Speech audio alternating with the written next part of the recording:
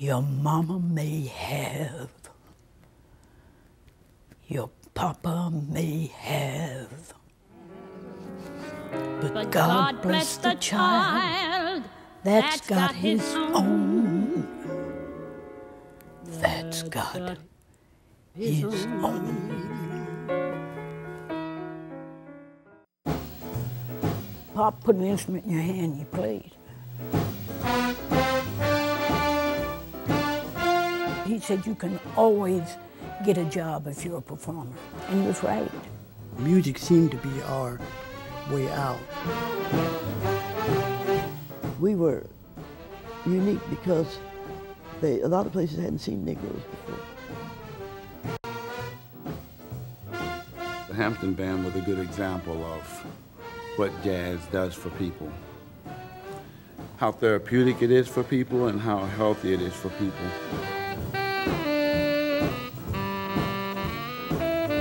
The Unforgettable Hampton family was produced with the generous support of Buddy Steves and Rowena Young, Houston Swing Dance Society, and Myron Steves Insurance Solutions.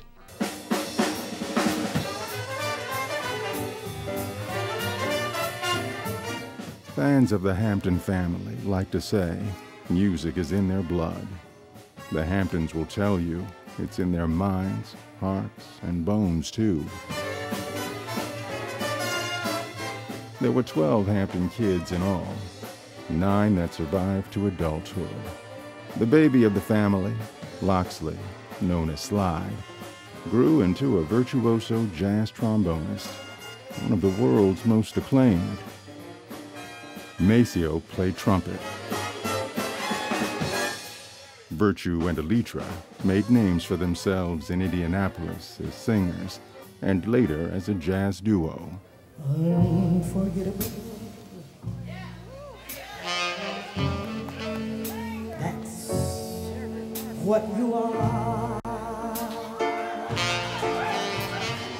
And then there's Dawn Hampton of Greenwich Village, New York City, saxophone player in the family band, cabaret singing sensation in the 1960s, 70s, and 80s.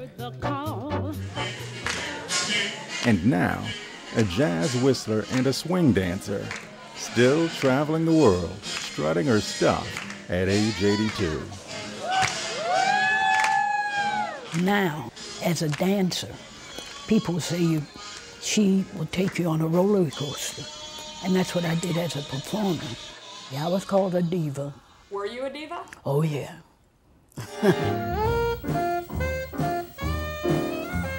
As a family and as individuals, the Hamptons would play some of the most famous venues in the world.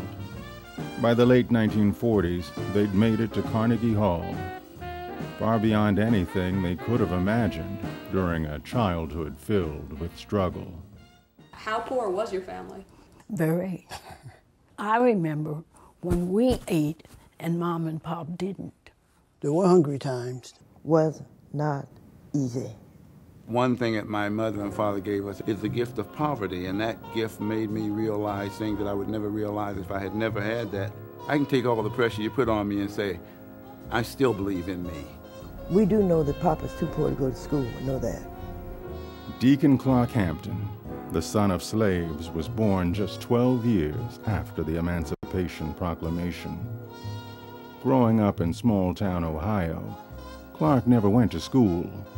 He taught himself. Papa's able to read and done a lot of reading to us about the history and stuff. And when he'd come home from work, well, he'd read to us, and like Benjamin Franklin, Lincoln, and Papa would read all about those. My father was an artist. He was also an entertainer. He was also an educator. He was also a historian. It's better to light a candle in the darkness than to curse it. And so that was his philosophy. He used to study George Washington Carver, Booker T. Washington, Frederick Douglass, and the rest. None of us would be what we are now without Pop. He married Laura Burford and settled with his growing family in Middletown, Ohio. He taught himself bugle, piano, and drums, and soon he was earning money giving music lessons to whites in town. What Deacon Hampton wanted most was a better life for his kids, and he had a plan to achieve it.